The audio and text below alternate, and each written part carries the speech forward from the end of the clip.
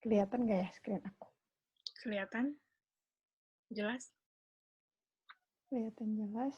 Hai. Langsung mulai aja nih. Oke.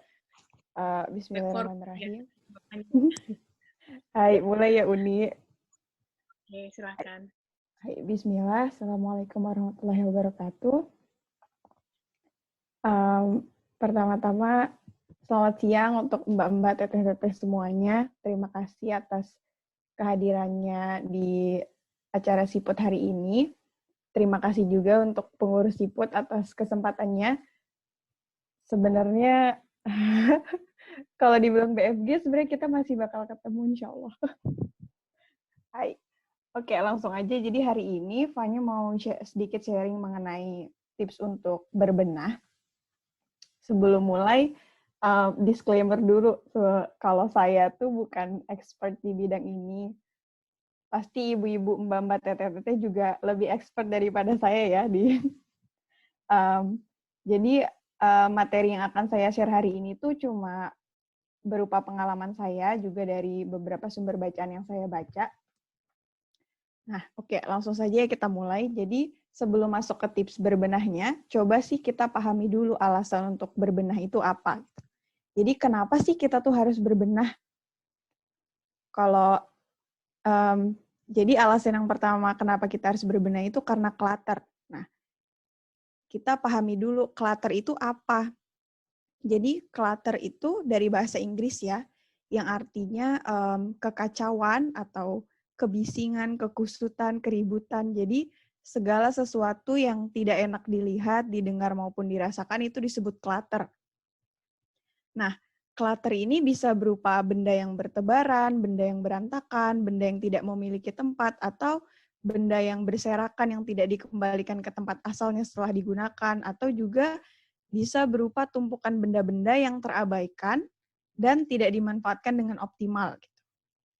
Nah, clutter ini hanya bisa diatasi dengan cara dikurangi atau yang biasa kita sebut dengan decluttering.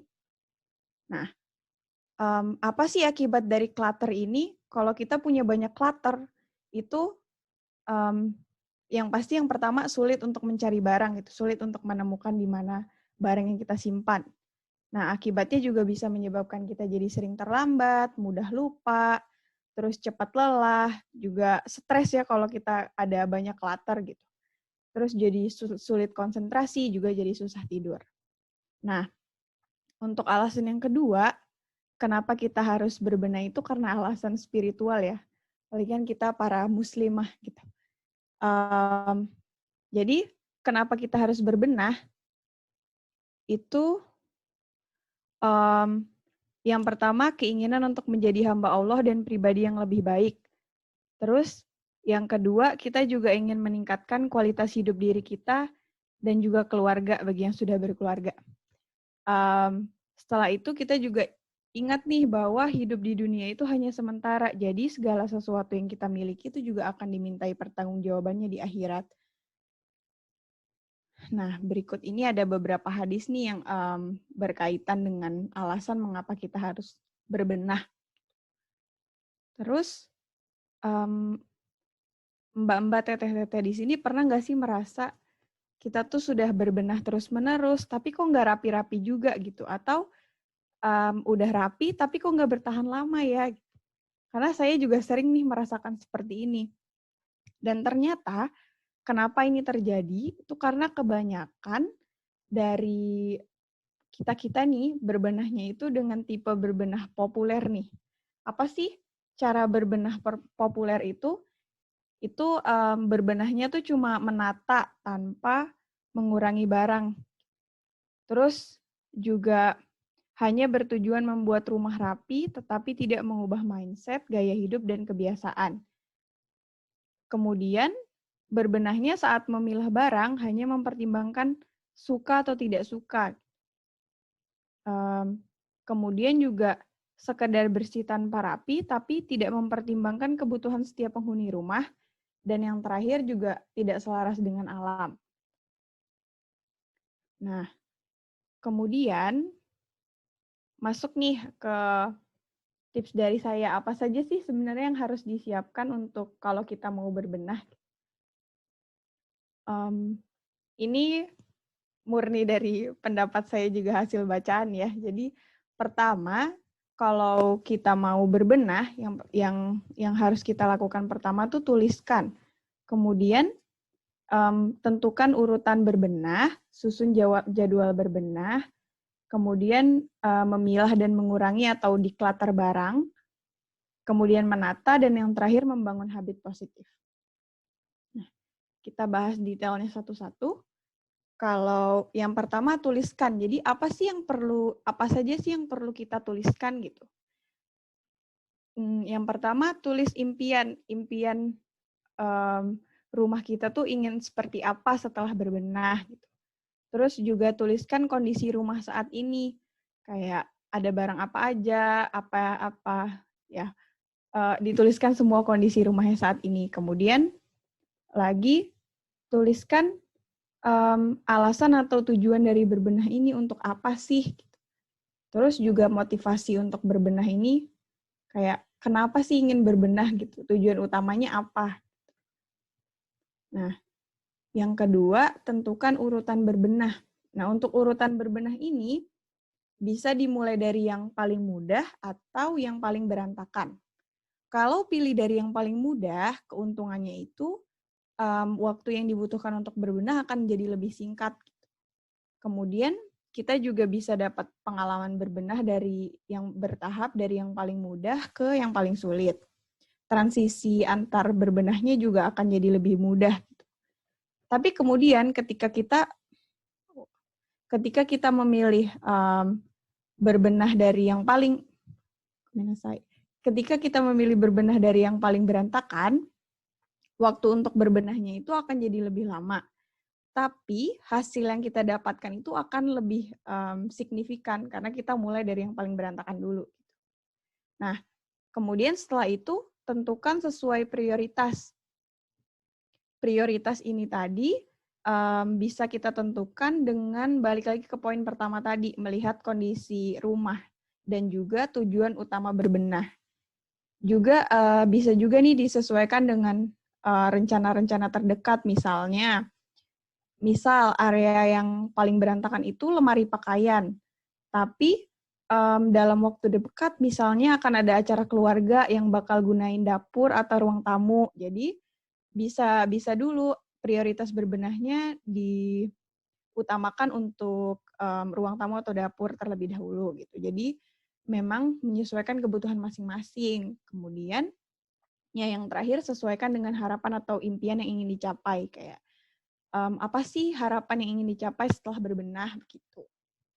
Nah, kemudian tentukan jadwal berbenah. Sebenarnya ini juga fleksibel.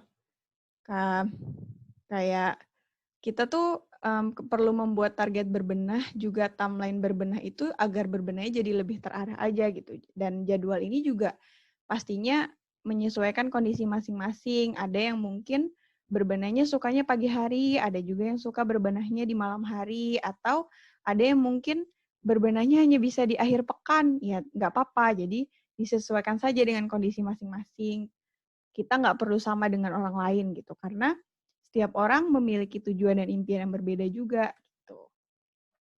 Kemudian tahapan selanjutnya nih yang penting, memilah barang atau yang biasa kita sebut decluttering. Buangin clutter-clutter tumpukan barang yang kita punya.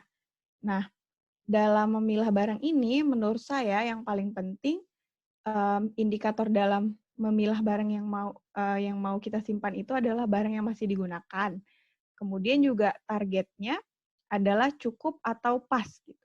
Jadi cukup atau pas itu tidak terlalu banyak, juga tidak kekurangan. Nah, definisi cukup menurut setiap orang juga pastinya berbeda-beda ya. Gitu. Yang pastinya dalam memilah barang ini, kita perlu memastikan bahwa tidak ada benda yang tersia-siakan gitu. Memastikan tidak ada benda yang menjadi sumber penyebab masalah. Nah, saat memilah barang ini, kita bisa tanya ke diri kita sendiri pertanyaan-pertanyaan seperti, apakah barang-barang ini bermanfaat? Apakah barang-barang ini bisa nambah kebahagiaan untuk kita? apakah barang ini masih kita gunakan, dan lain sebagainya. Jadi dan ini juga balik lagi ke individu masing-masing. Nah, tahap selanjutnya dalam berbenah itu ke tahap menata. Nah, dalam tahap menata ini, tujuan akhir dalam menata barang itu terciptanya prinsip rapi, teratur, aman, nyaman, sehat, bersih, alami, dan berkelanjutan. Nah, dan dalam penataan benda ini sebenarnya juga sangat dipengaruhi dengan bentuk-bentuk benda itu sendiri. Jadi misal penataan pakaian sama penataan buku tentunya beda gitu, karena memang bentuknya juga beda. Kemudian juga fungsi dan frekuensi pemakaian benda juga harus diperhatikan saat menata. Begitu juga dengan pengguna benda. Misal penataan benda untuk anak-anak dan orang tua tentunya beda gitu. Juga lokasi tempat untuk menata benda juga pastinya mempengaruhi cara menatanya gitu. Jadi disesuaikan dengan bendanya sendiri gitu. Nah, tahapan yang terakhir itu membangun habit positif. Nah, ini nih yang sebenarnya yang paling sulit dalam tahapan berbenah gitu. Karena sebenarnya berbenah dalam tujuan akhir untuk berbenah itu menjadikan rapi itu sebagai kebiasaan yang baru, bukan hanya hal yang satu kali dilakukan gitu. Nah, ini nih yang penting untuk diketahui, rumah yang rapi itu bukan berarti rumah yang selalu 24 jam nggak ada yang berantakan gitu. Itu nggak mungkin. Apalagi untuk ibu-ibu yang udah punya anak gitu ya, ini impossible banget kalau rumah 24 jam nggak berantakan gitu. Tapi rumah yang rapi itu rumah yang penghuninya tahu di mana letak barang dan juga di mana mengembalikannya setelah digunakan. Artinya, setelah proses berbenah selesai, itu seharusnya tidak ada lagi proses pencarian di dalam rumah gitu. Jadi, semua penghuni rumah tuh sudah tahu bagaimana, di mana, dan apa yang harus dilakukan pada barangnya masing-masing. Nah, kemudian saya ingin share satu metode berbenah, yaitu berbenah pakaian, karena menurut saya pakaian ini merupakan kebutuhan pokok ya, dan saya yakin pakaian ini juga menjadi salah satu masalah clutter untuk orang banyak, terutama saya sendiri gitu. Nah, dalam berbenah pakaian, pertama kita tentukan dulu nih kategori pakaian ya. Secara umum kan ada atasan. Atasan tuh mulai dari kaos, kemeja, sweater, gamis, dan lain sebagainya gitu. Terus juga kalau bawahan tuh celana, rok, itu masuknya bawahan. Kemudian juga ada pakaian yang yang bagusnya itu digantung kayak jaket, jas, ya. Terus juga ada kaos kaki, pakaian dalam, aksesoris seperti kerudung, syal, dan lain-lain gitu ya. Nah, kemudian dalam tahapan berbenah pakaian, yang pertama harus kita lakukan, ingat kembali nih tujuan berbenah yang kita udah susun di poin pertama tadi. Gitu. Kemudian kita siapkan beberapa kotak untuk tahap memilah barang atau decluttering. Nah, kotak-kotaknya, contoh kotak yang harus kita siapkan nih bisa ada kotak untuk pakaian yang disimpan, kemudian kotak untuk pakaian yang dibuang, atau kotak untuk pakaian yang didonasikan, atau kotak untuk pakaian yang didaur ulang, pakaian yang repurpose, kayak bisa digunakan untuk lap atau yang lainnya, atau ada kotak pakaian untuk yang dijual, atau bisa juga ditambahkan ada kotak pakaian yang ragu-ragu, yang masih bingung nih mau diapakan, itu boleh disimpan dulu gitu. Nah, kemudian kita buat kriteria khusus untuk seleksi pakaian. Ini juga menyesuaikan kebutuhan masing-masing karena kebutuhan tiap individu kan beda ya. Nah, contoh kriteria seleksinya nih, misal bisa berdasarkan apakah pakaian itu masih nyaman digunakan, atau bisa berdasarkan kapan terakhir kali kita menggunakannya, atau bisa didasarkan dengan tempat penyimpanan, atau bisa juga berdasarkan pandangan orang yang penting dalam hidup kita, misalnya yang sudah berkeluarga, sudah punya suami, atau ya bisa juga dari pandangan orang tua, suka atau enggak dengan pakaian yang kita punya gitu. Ya, kunci utama lagi-lagi sesuaikan dengan kebutuhan masing-masing. Nah, kalau ini contoh kriteria seleksi pakaian yang saya terapkan dalam berbenah nih. Jadi saya memilih pakaian yang masih dalam keadaan baik. Baik itu artinya tidak rusak atau tidak robek, kemudian masih nyaman digunakan dan ukurannya masih pas, nggak kekecilan juga nggak kebesaran. Nah, kalau ini untuk yang di Indonesia ya sebenarnya, bahan-bahannya tidak panas juga menyerap keringat. Kalau tinggal di Jepang berarti bisa disesuaikan sesuai musim. Gitu. Kemudian kalau saya sukanya modelnya yang simple, warnanya yang netral dan juga tidak terlalu mencolok. Nah, kemudian ya tips untuk memilah pakaian nih. Biasanya kan ada pakaian yang suka kita kalau suka mikir kalau kalau misal kayak pakaian apa ya yang suka what if tuh. Oh, misal saya nih mau pulang ke Indonesia, tapi kan ada banyak baju-baju musim dingin gitu. Nah, saya suka mikir, gimana ya kalau nanti balik lagi, misal ke negara mana butuh pakaian musim dingin gitu. Nah, pakaian-pakaian yang genrenya what if ini sebaiknya sih nggak perlu disimpan. Karena apa? Karena biasanya cuma akan menjadi clutter atau tumpukan-tumpukan gitu ya. Kecuali kalau kayak misal ibu-ibu yang udah punya anak nih, misal nyimpan pakaian untuk adiknya, ya bolehlah disimpan dalam jangka waktu 1 tahun gitu. Tapi kalau misalnya dalam 1 tahun itu nggak dipakai gitu, sebaiknya sih lebih baik diberikan ke yang lebih butuh atau ya digunakan, dijual atau jangan disimpan aja gitu. Nah, kemudian tahapan selanjutnya cara melipat pakaian ya. Nah, melipat pakaian itu sebenarnya seni tangan. Jadi setiap orang tuh pasti berbeda-beda caranya. Dan nggak ada cara melipat yang paling baik atau paling benar karena ya yang paling bisa merasakan kenyamanan hasil lipatan itu diri kita sendiri. Gitu. Nah, kunci untuk melipat pakaian itu sesuaikan dengan kondisi lemari yang dimiliki. Nah, kalau ini referensi cara melipat pakaian ya.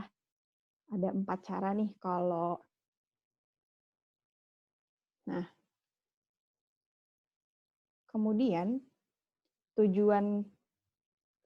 tahap menata nih, masuk tahap menata. Tujuan utama untuk menata pakaian itu memudahkan saat mengambil dan juga meletakkan kembali. Nah, tentunya penataan juga harus disesuaikan dengan siapa yang menggunakan pakaian. Misalnya kalau untuk anak-anak ya pakaiannya ditata di tempat yang mudah untuk mereka jangkau gitu. Dan juga cara menatanya juga nggak serumit orang tua gitu agar memudahkan anak-anak gitu ya. Nah, kemudian kalau untuk menyimpan pakaian ini ada 5 cara sebenarnya secara umum. Ada yang digantung, disusun ke atas, disusun berjajar, digulung, atau di packing kayak pakaian tertentu, selimut besar, atau jaket-jaket tebal gitu ya. Nah, terus kalau ini referensi cara menata versi saya. Kalau saya tuh nyimpan pakaiannya dengan disusun berjajar. Kenapa saya memilih metode seperti ini? Karena alasan utamanya sih, ya tipe penyusunan ini tuh cocok untuk lemari yang saya punya. Karena lemari yang saya punya tuh tipe laci ya, tipe drawer. Nah, jadi dengan menggunakan tipe menata pakaian seperti ini, disusun berjejer seperti ini, itu memudahkan saya untuk mencari dan memilih pakaian gitu. Karena saya bisa melihat semua pakaian yang saya punya dalam satu tatap mata gitu. Nah, begitu. Nah, kemudian juga saya menata pakaian dengan digantung seperti ini. Pakaian-pakaian yang digantung tuh ada jaket, jas, terus blazer, gamis gitu. Nah, kan alasannya kenapa digantung karena jenis pakaian ini juga akan lebih baik jika digantung gitu.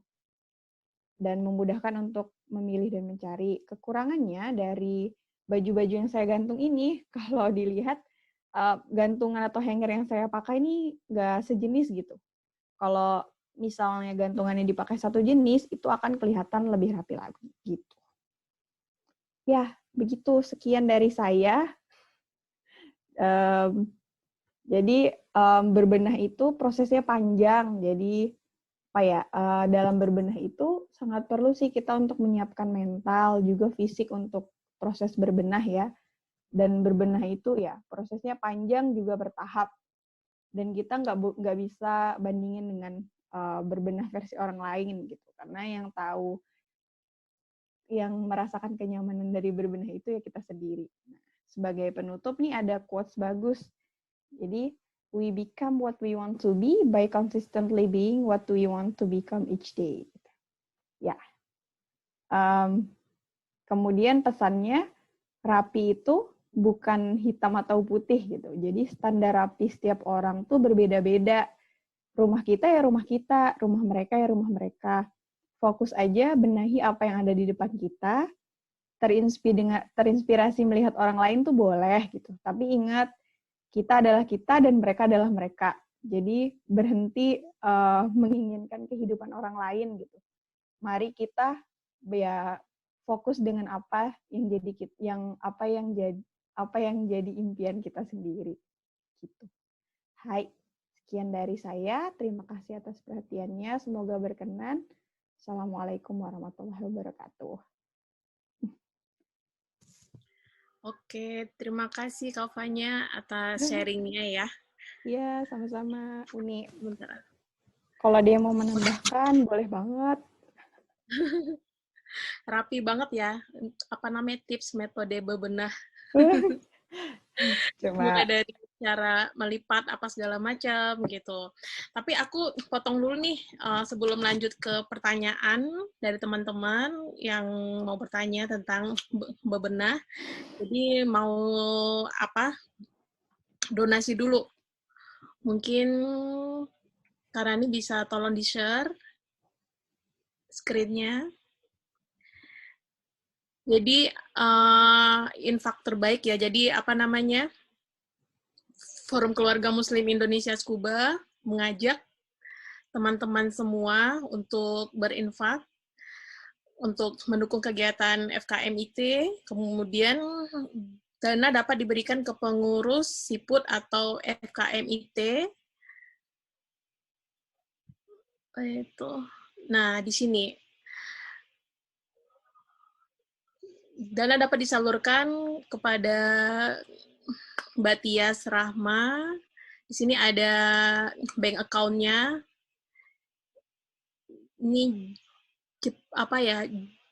Japan Bank ya. Kemudian ada Facebook-nya, ada lainnya juga. Bagi teman-teman yang mau berdonasi, berinfak untuk dari kita untuk kita, silakan hubungin Mbak Tias Rahma, ada di sini. Mungkin yang mau di screenshot boleh. Oke. Oke. Kemudian kita masuk ke pertanyaan ya. Oke, Karani mungkin. Oke, siap. Oke, tadi Mbak Fanya bilang berbenah itu masing-masing orang berbeda ya, berbeda-beda ya. Hai. Apa segala macam seperti itu. Aku juga termasuk orang yang suka berbenah-benah sih sebenarnya. Jadi iya, ini rumahnya rapi banget. Ibu rumah tangga iya, berbenah iya, ngurus suami anak iya juga seperti itu. Dan aku juga termasuk orang yang agak rada-rada apa ya, nggak bisa ngelihat yang namanya berserakan. Emang dari dulu sih, walaupun sebenarnya beberes itu tidak bertahan lama ya, apalagi yang punya anak-anak kecil tuh. Aku juga merasakan hal yang sama. Ketika anak-anak kecil itu jaraknya cuma 1 tahun gitu kan ya, ini udah dimasukin ke dalam box, terus dibalikin lagi, diacak-acak lagi, terus dibalikin lagi. Tapi aku selalu membiasakan untuk selalu berbenah seperti itu. Jadi ketika anak-anak tidur, aku mulai lagi tuh masukin mainan ke dalam box, apa segala macam. Sampai sekarang sih seperti, jadi udah teratur, anak-anak juga udah terbiasa ya. Jadi abis main, kembalikan lagi ke tempatnya. Kemudian juga memakai apapun yang dipakai dalam rumah, setelah pakai kembalikan lagi ke tempatnya, seperti itu. Walaupun kadang-kadang ya ada miskomunikasi juga sih, lupa apa segala macam, tapi aku selalu bilang, ambil di mana, taruh di mana lagi, seperti itu. Mungkin ada pertanyaan dari teman-teman, tips bebenah atau mau sharing juga bagaimana Berbenah versinya, iya. masing Boleh. gitu.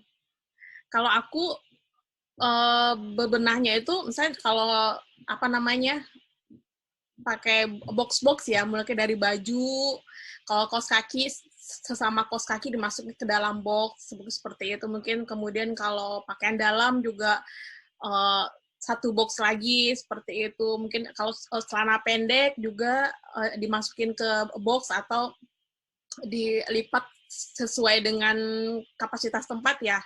Seperti itu bagaimana kita enaknya melihat. Kemudian juga kalau baju-baju yang panjang tuh kayak gamis, baju kurung, kebaya apa segala macam tuh enaknya dihanger ya, digantung ya. Jaket apa-apa segala macam seperti itu. Ya, mungkin ada pertanyaan atau sharing dari teman-teman. Silakan. Iya, sebenarnya berbenah ini preference juga sih ya Uni, karena ada juga orang-orang yang misal nggak suka nyetrika nih, atau nggak suka ngelipat baju, ya nggak apa-apa bajunya semuanya digantung gitu. Jadi kayak preferensi masing-masing aja, kita juga nggak bisa. Iya. Betul. Benar. Ngejudge Ada gitu, mana yang suka bagus, mana yang enggak. enggak gitu ya. Iya, betul. Benar. Karena kalau saya tuh termasuk sebenarnya orang yang nggak suka nyetrika. Jadi, dan sebenarnya ngelipet baju itu juga agak PR gitu. Jadi udah berencana nih dari sekarang kalau nanti berkeluarga tuh saya pengennya punya lemari yang gantung aja semua gitu. Jadi nggak perlu ngelipat gitu. Ya sebenarnya sih kalau untuk bebenah itu ya dalam kata rumah itu ya sebenarnya sih butuh niat sih. Harus Betul. 1000% niatnya. Ya, Kalau itu 100% yang paling utama. Karena lihat aja, aduh malas. Karena aku juga mengalami hal seperti itu. Udah apa namanya, udah cuci kain gitu kan, udah dihanger apa segala macam. Ketika pas mau lipet tuh, aduh PR banget, ntar deh. Akhirnya numpuk dalam keranjang apa segala macam. Sebenarnya bagian tidak suka menggosok baju gitu kan ya. Jadi pas ketika baju di ini setelah kering, udah langsung seperti itu disimpan dalam lemari. Sebenarnya sih bisa gitu kan ya. Cuma kalau dari mama aku dulu tipsnya, sebaiknya sih dilakukan gitu kan ya. Jadi ketika kain itu kering kan ada rada-rada hangat ya. Rada-rada hangat, jadi ketika mau melipat itu tidak terlalu lecek gitu kan ya. Jadi masih bisa dirapiin. Tapi kalau baju itu udah diendap dalam keranjang kain, lama, kan kayak dingin ya. Lama-lama dingin, jadi kerutan-kerutannya itu jadi lebih banyak. Jadi Iya. lebih jadi kita Betul. ngulek pun jadi malas seperti itu. Betul, emang bagusnya langsung sih. Tapi kan kadang kita punya kesibukan lain gitu, atau kadang kayak aduh males banget kalau langsung. Saya juga suka gitu sama Uni. Bener. Kadang kalau pas moodnya nih gitu kan ya langsung dilaksanain. Kadang ya udah deh ntar aja gitu. Iya betul. Teh Tanti tanya nih. Ya. Kalau di Tsukuba mau decluttering baju, kira-kira ada tempat khusus untuk menampung nggak recycle center? Di mana ya kalau di Tsukuba? Paling kalau mau recycle dibawa kayak ke Uniqlo, Giyu gitu kali ya Teh? Iya. Atau iya, kayaknya di Tsukuba nggak ada ya recycle center yang emang khusus. Kalau di Kyoto ada. Ada. Oh ada ya? Ada ya Mbak? Ada yang free market itu kalau sebulan sekali di Senta biasanya. Oh iya. So. Tapi, itu yang di ini ya, yang di, apa tuh namanya, Roket itu ya, Mbak? Kadang di Roket, kadang di depan Losong, kadang di bakery apa gitu namanya. Dekat kampus. Oh iya. Di setiap bulan hampir selalu ada yang habis corona ini aja jadi jarang-jarang. Oh iya, yang Zero Yen itu ya? Oh iya, aku ingat deh kayaknya. Zero Yen.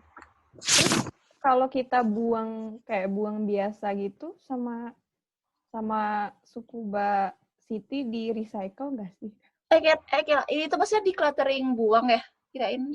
Iya. Oh maaf. Ya maksudnya di cluttering untuk recycle gitu. Kayaknya kalau yang Tsukuba itu kan ada waste-nya 2 minggu sekali ya, untuk baju, kertas gitu. Nah kalau itu di recycle juga nggak ya? Kayaknya di recycle deh. Maaf salah jawab ya aku. Itu untuk yang dijual ya Mbak, kalau mau dijual? Oh nggak dijual, dikasih aja ke orang. Away gitu ya? Iya. kalau di tempat aku biasanya sih ada mobil yang lewat gitu. Diumumin pakai toa gitu kan ya. Ada yang mau ini nggak recycle seperti itu sih. Oh Dikasih iya aja. itu mobil yang keluar Iya benar ya. keliling itu. Iya. Oh, Tapi itu bayar juga nggak ya, Uni? Nah iya kalau baju nggak tahu deh, kalau bahan yang lain tuh bayar.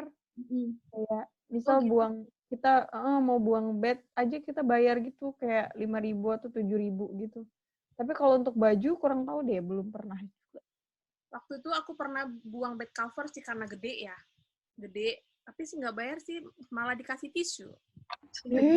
Oh. Oh. Kalau yang di Ichinoya Oikoshi itu yang kita buang itu loh kalau mau pulang. Nah iya, itu kan kita bisa juga buang biasa aja gitu, kayak buang sampah. Gitu. Tapi harus yang nggak harus yang bagus juga ya, Nya? Kayaknya nggak harus yang bagus deh, Kak. Kayak semuanya bisa aja dibuang nanti sama skubanya di recycle gitu. Kalau nggak salah ya ini.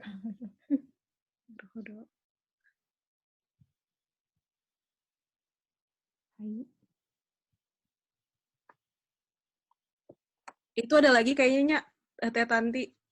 Satu pertanyaan lagi. Pertanyaan. Iya, satu lagi tips menata piring, alat makan dan alat masak di laci atau kompartemen di bawah sini itu gimana ya? Sama nih permasalahannya musim panas membasmi kecoa yang membasmi kecoa sama banget. Ini permasalahan semua orang nih kayaknya, saya juga. Aduh.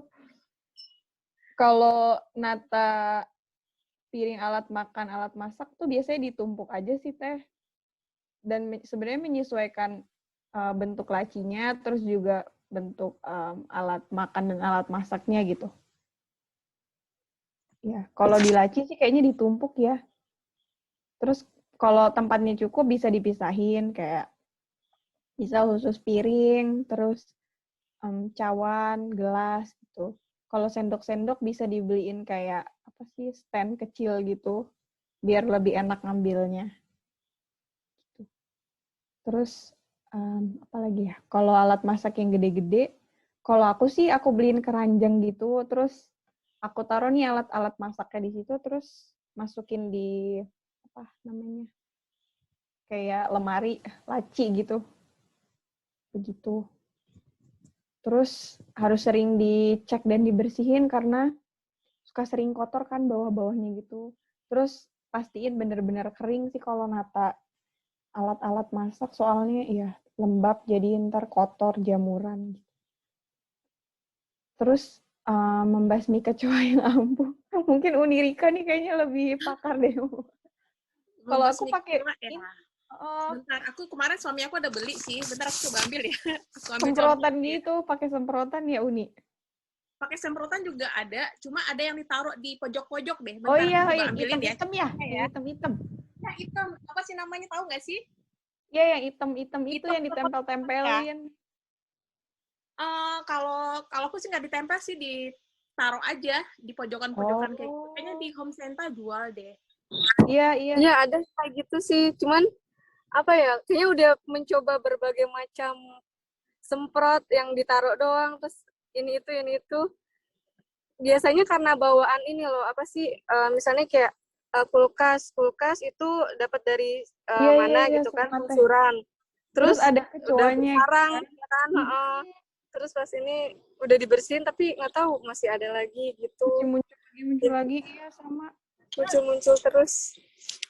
Tapi memang sih emang nggak bisa ya. Nggak bisa dibasmi 100% sih, karena memang kecoa pada musim panas memang udah waktunya keluar dari sembunyi gitu kan. Cuma itu dia, aku juga kadang-kadang kesel gitu kan.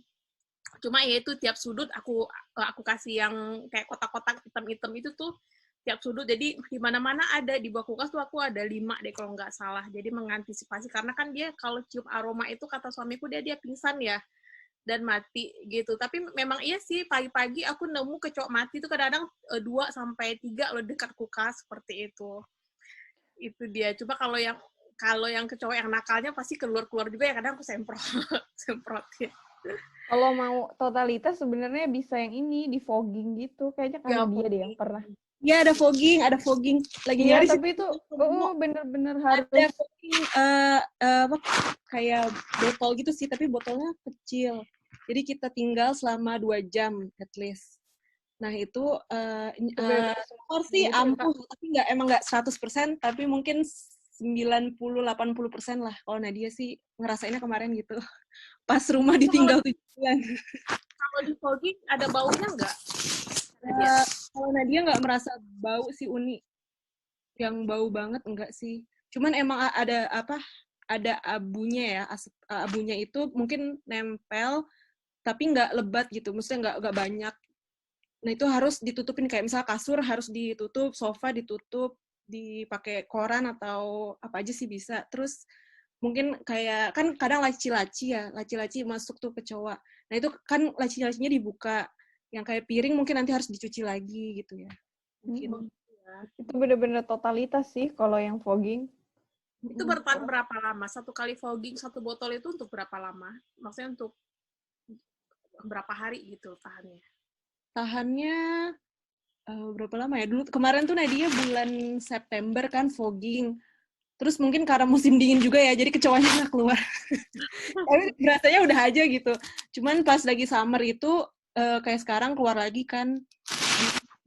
Mungkin 3 bulan kali ya, Uni. Kalau menurut Nadia sih. 3 bulan. 3 bulan ya. Itu bentuknya seperti botol atau kaleng gitu? Kayak ukuran sih cup, tapi pakai plastik gitu, bahannya. Maksudnya bukan kaleng. Cup gitu. Cup plastik, jadi nanti diisi air, terus nanti ada chemical-nya yang dia tiba-tiba langsung berasap gitu. Oh, gitu. Coba cari. Mungkin buat cari. Itu apa namanya? Iya. Assalamualaikum. Waalaikumsalam, Teh. Iya. Ya, ini apa namanya? Dulu itu saya ingat saya pernah juga ada ya Teh Nuri gitu ya, kalau nggak salah, yang pernah ngasih tips ke cowok itu ya. Jadi pas cuma karena ini udah musim panas ya, pas sebelum masuk musim panas itu kalau udah mulai ada sedikit beres-beres yang benar-benar total gitu ya, dibasmi. Ada yang bentuknya seperti Unirika bilang bulat-bulat hitam, ada juga yang kayak lem ya, dari kertas ditaruh. Nah, terus si kecoanya nempel di sana. Itu juga ada. Nah, saya alhamdulillah yang di Danci sekarang ini sejak pindah berapa ya, 2 tahunan yang lalu berarti ya, 2 tahun yang lalu, alhamdulillah nggak ada gitu ya, nggak ada kecoa yang di di dapur, yang di bawah kulkas gitu, yang paling ada 1-2 kalau di toilet. Jadi dulu tuh pernah ke TIS ya kalau nggak salah, yang dapurnya bareng-bareng mahasiswa itu ya, di mana ya lupa. Yang dulu ada siapa ya di sana tinggal, Mbak Dona ya, waktu saya nengok bayinya ke sana. Terus dapurnya kan bersih banget. Terus baca di sana ternyata jadi mereka itu punya aturan kalau habis cuci piring, sampah basah itu nggak boleh ditaruh di sink. Nah, jadi itu saya coba terapkan di rumah. Malam itu, misalkan kita cuci piring sehari berapa kali karena anaknya banyak ya. Jadi malam usahakan sink di dalam cuci piring yang ada bau-bau makanan itu semua udah masuk ke tempat sampah tertutup gitu ya. Jadi kalau misalnya teman-teman yang baru datang mungkin bisa jadi tips gitu. Kalau udah terlanjur banyak kecoa ya harus benar-benar dibasmi dulu gitu ya, baru tipsnya mungkin bisa dipakai. Dan usahakan tempat sampah di dapur itu untuk tempat sampah basah itu tertutup, ya seperti itu. Apalagi mungkin kadang-kadang sink yang di bawah tempat cuci piring itu ya, yang ada netnya itu, kadang-kadang kan gitu sampai berbulan-bulan nggak diganti gitu ya. Padahal kan kayak netnya itu kan ada di Aquarium Shop yang 100 itu banyak sekali isinya, ada 30 ya kalau nggak salah. Nah itu sering diganti, sinknya juga sering dibersihin, karena kan di sana sisa-sisa makanan yang ada bau, yang itu merangsang kecoa itu keluar gitu. Begitu juga dengan sink yang di tempat cuci piringnya. Kan bisa kalau kita cuci piring ada sisa makanan kan dibuang dulu gitu ya. Terus dicuci, dan di dalam sinknya itu pun ada tempat saringnya ya. Nah itu sering dibersihkan, diganti netnya, itu insya Allah kecoanya nggak ada di dapurnya. Ya mudah-mudahan nggak ada ya, karena udah 2 tahun saya coba terapkan, alhamdulillah nggak ada ya, nggak ada kecoa yang tiba-tiba nongol gitu ya, kita lagi masak atau di bawah kulkas atau di tempat yang sedih itu kan, misalnya di tempat simpen piring bersih gitu ya, ternyata kecoanya malah jalan-jalan di sana, pas makan harus cuci lagi gitu ya. Nah di saya alhamdulillah nggak ada ya kecoa yang ya bebas jalan-jalan kemana itu. Iya mungkin itu aja. Oke, terima kasih. Iya. Iya benar ya, karena aku juga yang tempat cuci piringnya tuh selalu dibersihin gitu. Jadi setiap masak itu pasti sampah-sampah dibuang. Nah mungkin tempat sampahnya aku nggak tempat sampah tertutup ya. Jadi sampah basah itu kan masuk ke dalam kantong plastik dan tidak ditutup malamnya. Jadi mungkin dia cari makan berkeliaran ya. Cuma sih nggak banyak sih, paling 1-2. Cuma kan gemes ya. Kadang dia merayap di dinding apa segala macam. Kalau piring-piring kan semuanya nggak ada yang di luar, masuk ke dalam lemari. Cuma itu dia sih, cowok yang kadang-kadang ngerayap di dinding atau berjalan di bawah kulkas, seperti itu yang bikin kadang-kadang geli ya. Seperti itu. Mungkin tempat sampah kali ya, Uni Rifka ya. Mungkin memang harus malam-malam tuh memang harus ditutup atau diikat seperti itu, jadi tidak mengeluarkan aroma yang mengundang kecoaknya datang, seperti itu. Atau box tempat sampah yang besar yang ditutup itu, Uni Rika, kan suka ada ya di home center ya, gitu. Benar. Jadi dia tetap terbuka sih sampah plastik, cuman dia ditutup gitu. Ya. Plastiknya kan tetap terbuka sampai hari pembuangan sampah mesti terbuka gitu ya. Cuman dia kan ada di dalam boxnya gitu. Iya, benar. Iya, box sampah. Benar itu. Bagus. Iya. Terima kasih Uni Rifka. Sama. Mungkin teman-teman yang lain ada yang mau berbagi juga tentang berbenah. Kayak ini Mbak Tias ada tanya nih Uni, Tias, jamur ya. di dinding juga mohon infonya katanya. Ya, di kamar teman ada yang sudah menjalar lebar. Kalau bersih. Itu gimana ya? Aku sih di rumah sih belum pernah ya pengalaman ada jamur di dinding seperti itu. Mungkin ada teman-teman yang lain yang pernah mengalami atau punya pengalaman yang sama, mungkin bisa di-sharing. Kalau aku tuh dulu pernah ini, tapi lantai yang berjamur. Mungkin karena lembab ya. Jadi waktu itu kita bersihin gitu sih, disikat aja pakai baking soda. Sama ada spraynya gitu aku beli di Daiso. Apa ya namanya? Pokoknya spray yang khusus untuk bersihin jamur-jamur di lantai gitu. Kalau di dinding aku belum pernah, jadi gimana ya? Iya, karena kalau aku itu ini namanya KB Killer ya. Biasanya dijual di home center atau di Welsia. Jadi kalau di kita di Indonesia tuh mungkin mirip apa ya tuh baunya? Baiklin karena Baiklin. Dia disemprot KB Killer, disemprot terus digosok ya. Itu sama dengan hilang. Sama dengan kita membersihkan. Misalnya kalau mukena yang sering dipakai basah-basah itu kan suka ada jamur hitam-hitam ya. Oh iya. Atau atau kain jendela. Kalau musim dingin kan biasanya berjamur hitam-hitam, apa ya namanya, yang hitam-hitam bulat-bulat di gorden. Oh iya benar-benar. Itu KB Killer juga bisa. Oh, ada nih.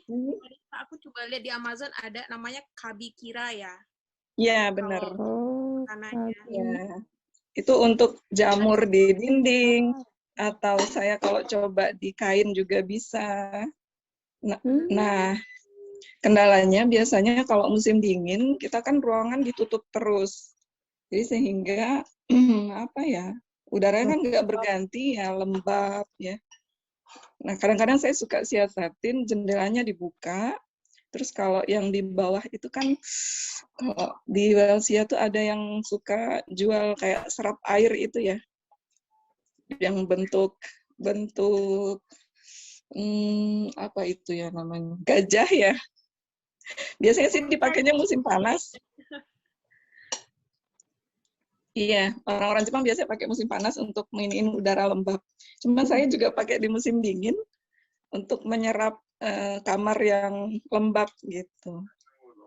Jadi biasakan kalau musim dingin berkala jendelanya juga dibuka, terus sering-sering dicek ya, misalnya di bawah lemari atau di bawah kasur atau di bawah apa ya, misalnya kita naruh koper gitu ya, lama-lama ternyata diangkat, wah jamur semua di bawahnya. Itu hati-hati kalau musim dingin. Kalau musim panas biasanya mungkin karena sering buka jendela ya, jamur ini nggak terlalu masalah. Kabi killer ya, mungkin bisa di-search sih ya. Ada. Iya, ada ini kabi kira. Ya. Buat kamar mandi juga bisa, buat nyuci gorden juga bisa. Ini nih, buat kabi killer ya. Silakan mungkin kalau ada yang Bisa di Coba. ini.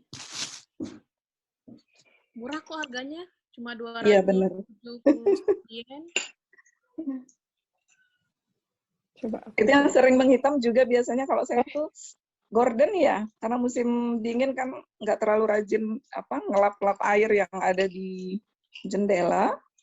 Itu kan biasanya bikin gorden yang putih itu jadi bintik-bintik hitam berjamur. Nah itu kalau dicuci pakai kabi killer ini cepat gitu ya, si hitam-hitamnya langsung rontok.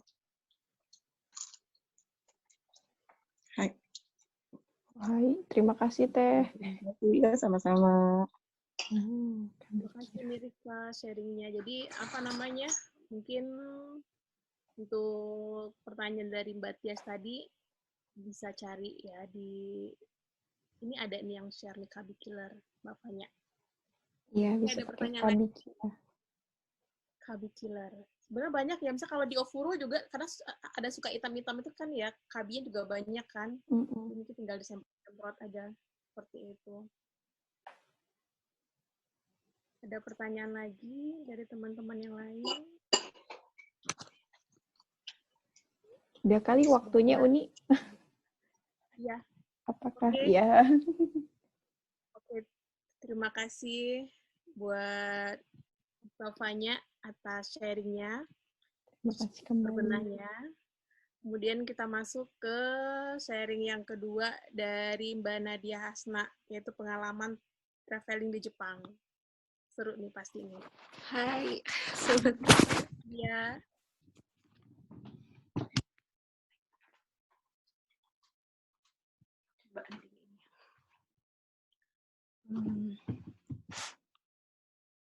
Nadia share screen ya, Uni. Terlihatkah? Assalamualaikum. Maaf gelap. Waalaikumsalam, terlihat Kak. Jelas-jelas. Oke, bismillahirrahmanirrahim.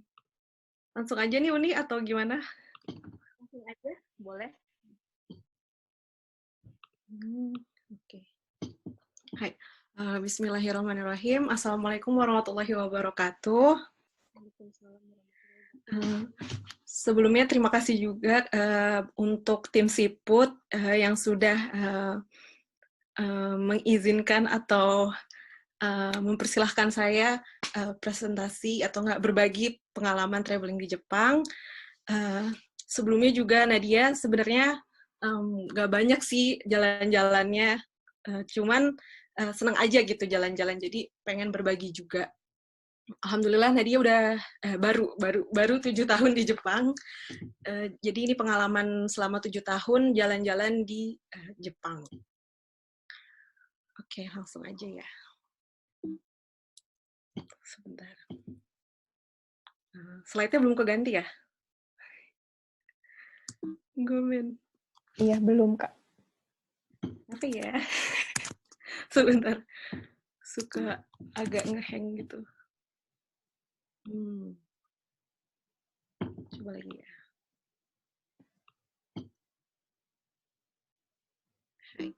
Oke.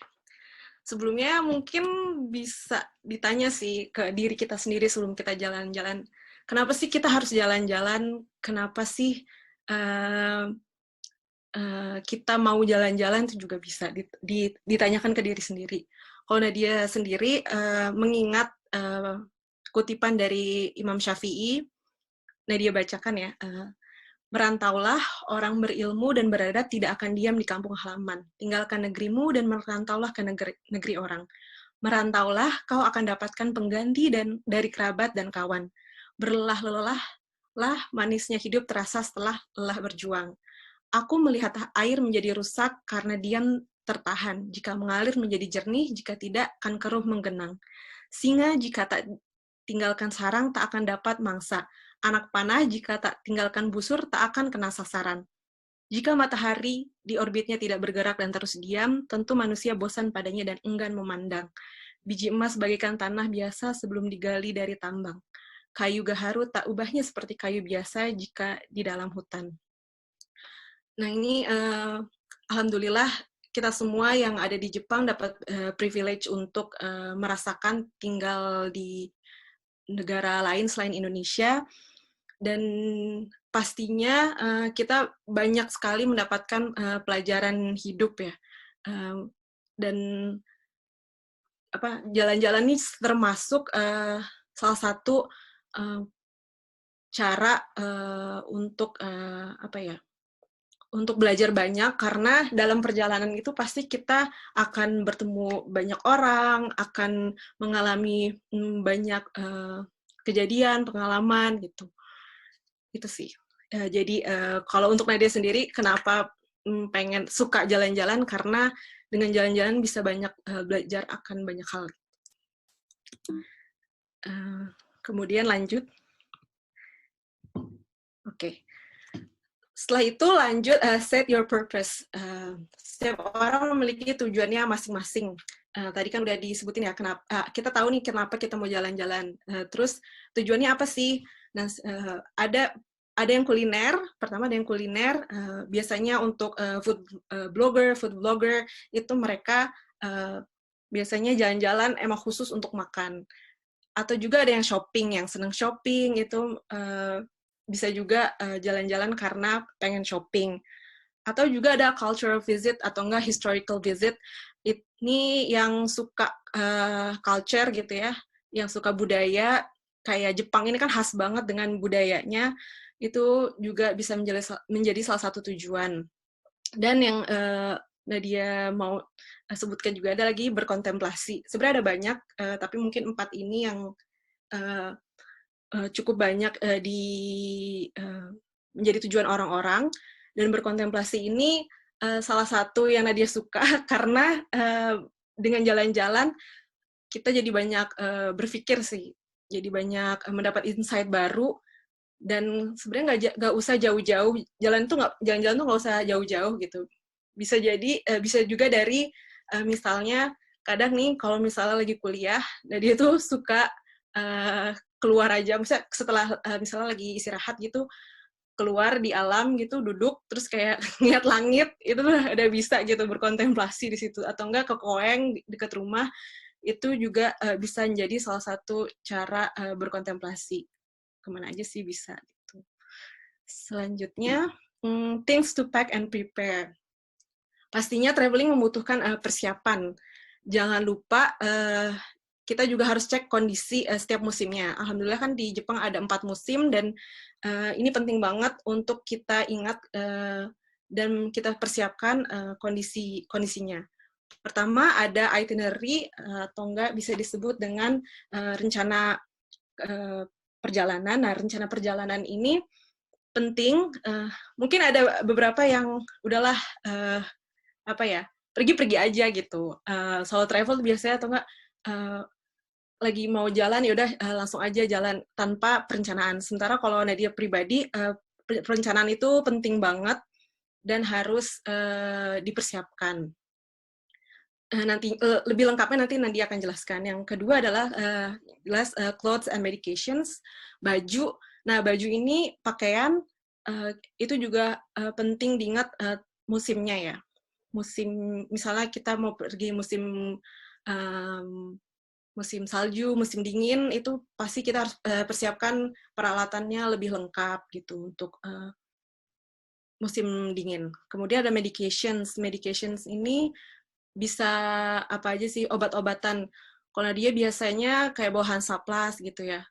Atau juga obat-obatan lain, mungkin yang lagi dapat mungkin ada biasanya pakai nyeri, misalnya pakai obat apa gitu kan, yang untuk disiapkan dan lain-lain. Yang ketiga ada koneksi internet. Koneksi internet ini menurut dia juga penting karena sekarang dunia digital kan, jadi apa aja juga bisa diakses lewat internet. Nah, alhamdulillahnya kalau di Jepang ini cukup banyak ya spot-spot free internet, free wifi. Jadi jangan lupa untuk dipastikan ada internet connection, lebih baik sih udah ada di HP gitu, atau enggak di tablet misalnya gitu. Dan juga biasanya kalau misalnya datang ke Jepang kan ada juga rental wifi. Nah, itu mungkin perlu juga bagi yang nggak ada koneksi internet.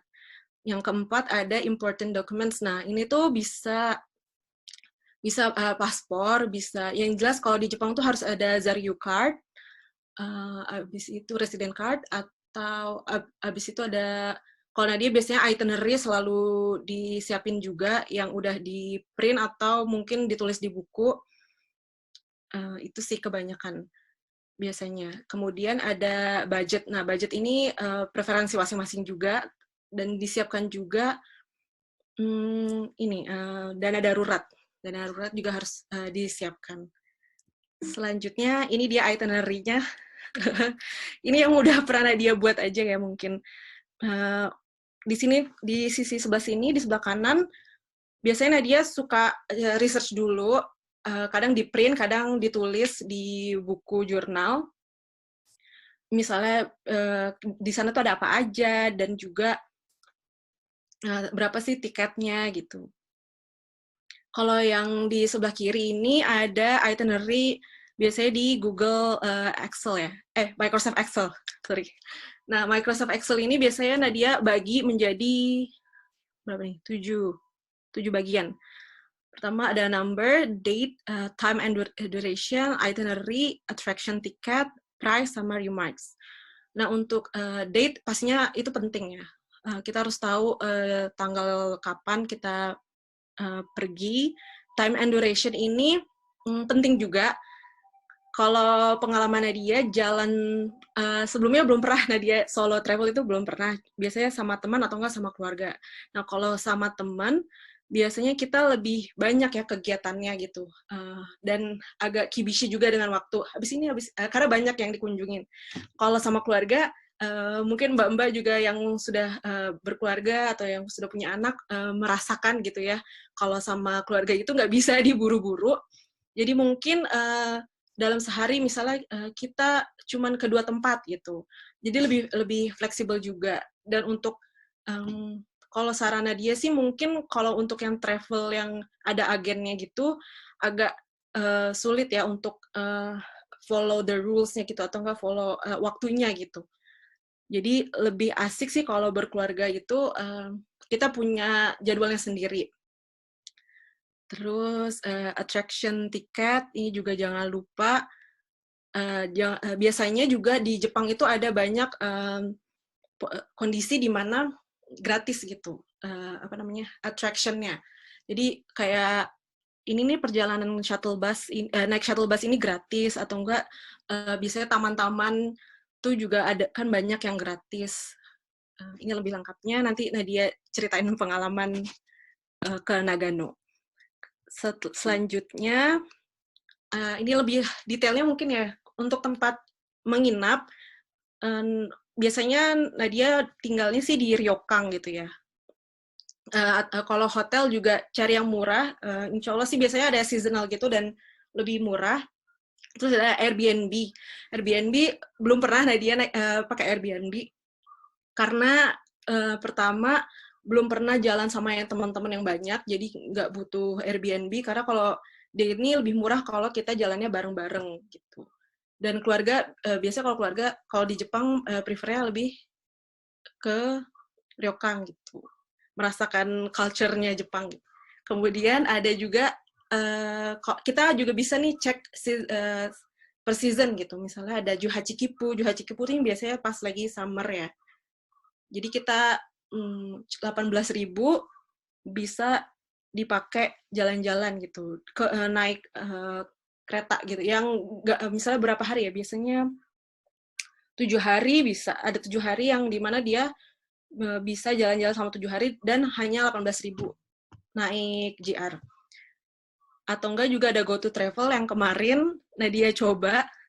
Nah, ini GoTo Travel juga murah sih menurut Nadia untuk jalan-jalan selama 3 hari kalau GoTo Travel.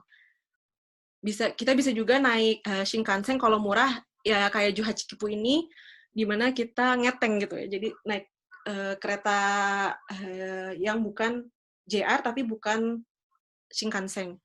Nah, untuk kalau naik pesawat, lebih murah naik Jetstar sih. Nadia merekomendasikan Jetstar. Tapi sebelumnya lagi Nadia belum pernah naik Jetstar, belum pernah jalan-jalan di Jepang naik pesawat, belum pernah. Tapi biasanya yang murah itu kalau pesawat naik Jetstar kalau di Jepang. Selanjutnya, best apps to use for travel in Japan. Ini versi Nadia semua, jadi mungkin mbak-mbak yang lain juga bisa berbagi. Pertama ada Google Maps, ini penting banget, paling penting sih menurut Nadia karena detail gitu semuanya. Alhamdulillah sih kalau di Jepang udah dimudahkan juga Google Maps-nya tuh detail. Dari waktu, dari harga juga. Kadang malah justru lebih murah. Nah, ada juga Halal Gourmet Japan, ini buat ngecek makanan halal, restoran halal terdekat gitu. Di situ bisa kita pilih sih apa aja yang kita mau. Dari mulai ada yang emang sertifikat halal atau yang halal friendly, mereka semua di list di sana. Ini bisa digunakan pas lagi jalan-jalan sama Google atau kayak Google Chrome atau pokoknya Google ini no debat deh, kemudahan yang didapatkan apa aja gampang sih dicari. Kalau di Jepang nggak susah gitu. Selanjutnya ini pengalaman jalan-jalan. Nadia bagi menjadi 4 musim. Pertama summer. Sebelumnya nggak semuanya perjalanan Nadia ceritakan di sini. Cuman ini mungkin momen atau enggak tempat yang Nadia suka atau enggak yang rekomendasi. Mungkin buat mbak-mbak yang mau jalan-jalan setelah pandemi kali ya. Nah, ini summer, musim panas. Ini Zama Sunflower Festival. Ini nggak jauh dari Tokyo, masih sekitaran Tokyo. Di sini tuh ada 550.000 bunga matahari. Nah, setelah dari stasiun, kita bisa naik bis yang gratis, kemudian nanti diantarkan ke halaman luas, ke padang bunga matahari. Di sini ada festivalnya juga, jadi kita bisa jajan, bisa juga kita beli bunga matahari yang satu tangkainya itu harganya 100 yen. Ini seru banget sih menurut Nadia, dan rencananya mungkin kalau ada pengen sebelum BFG ke Zama Sunflower lagi, mungkin mbak-mbak kalau ada yang mau kita bisa bareng-bareng dari Tsukuba. Kalau keadaan membaik, tapi pastinya.